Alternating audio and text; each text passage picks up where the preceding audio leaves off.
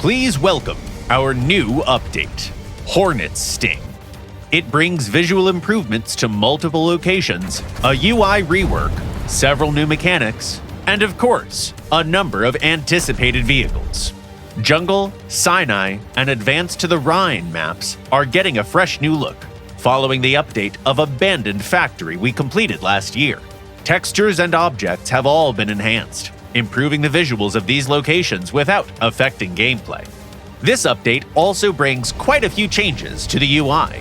For instance, player profiles have new showcase cards, Vehicle Collector, Ace of Spades, Medalist, and Achievement Hunter. We hope these will satisfy the collecting craving of our players. Oh, and speaking of collecting, you don't need to watch surplus items pile up in your inventory anymore. We know that some players may have accumulated quite a number of things that they don't need over the years, so we're adding a way to recycle them. Combine 2 items you don't need to get a new random item with an exchange rate of 2-to-1. We're also improving data cards for shells. The main goal of these changes is to improve their readability, separate different numbers by their type, and highlight the most important parts for quick analysis. The combat UI receives an update to the minimap buttons.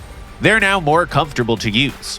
You can still click the left mouse button to focus your allies' attention to a specific spot. The right button moves the minimap around, and pressing the mouse wheel activates or moves your marker. We also took care to make sure that these features are equally comfortable to use with controllers. High-rank light tanks are getting a new mechanic, picture-in-picture for their recon drones. If you launch a UAV and switch back to your tank, you can now alternate between the minimap and the video feed of your drone. This allows you to have a bird's-eye view of the battlefield even when you're engaging a target. War Thunder is getting a new reward system for intercepting bombs and missiles. There's also a new achievement for intercepting a bomb with a weight of more than 5,000 kilograms. Up next are naval battles, where we're adding a new hull destruction mechanic for ships. Arcade mode is getting a new aiming system that makes firing at enemy ships much simpler. You won't need to calculate lead anymore. Shells will now fly exactly to where you point your crosshair. And now it's time to introduce the anticipated new vehicles. The deck catapults are ready to launch multiple modifications of the American 4th generation multi-role combat aircraft, the FA-18. With their great performance, modern electronics, and impressive selection of guided and conventional bombs and missiles, these aircraft are among the most versatile planes in the game.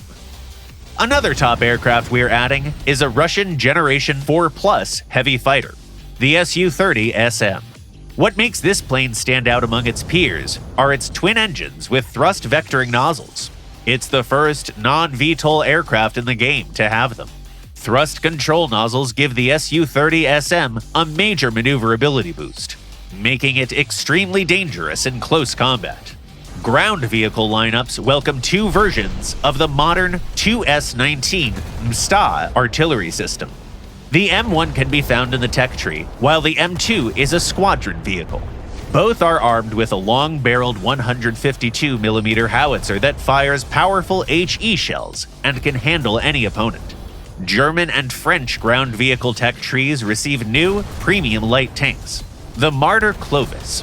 They're both armed with a 105mm cannon with an autoloader, as well as a secondary 20mm autocannon. The skies are now guarded by a new British SAM, the Tracked Rapier.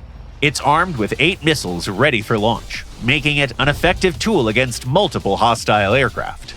The American tech tree receives a new SPAAG, the XM246. It brings the familiar 35mm Ehrlichen autocannons, which means it's equally good at fighting aircraft at close range, as well as ground vehicles. And of course, there are new ships ready for our captains. Here's the French Aconie corvette, and a couple of new battleships, the British Warspite and the American Colorado. And finally, we've been working hard on existing vehicles as well. The Apache, Tiger, Mi-8, Mi-24, Mi-35, Ka-50, and the Ka-52 helicopters, as well as all Abrams and Leopard 2 tanks, receive new internal modules, and reworked damage models. That's far from all the new things we're adding. As always, the full changelog is available on our official website. Subscribe to our channel and share your thoughts in the comments. See you soon!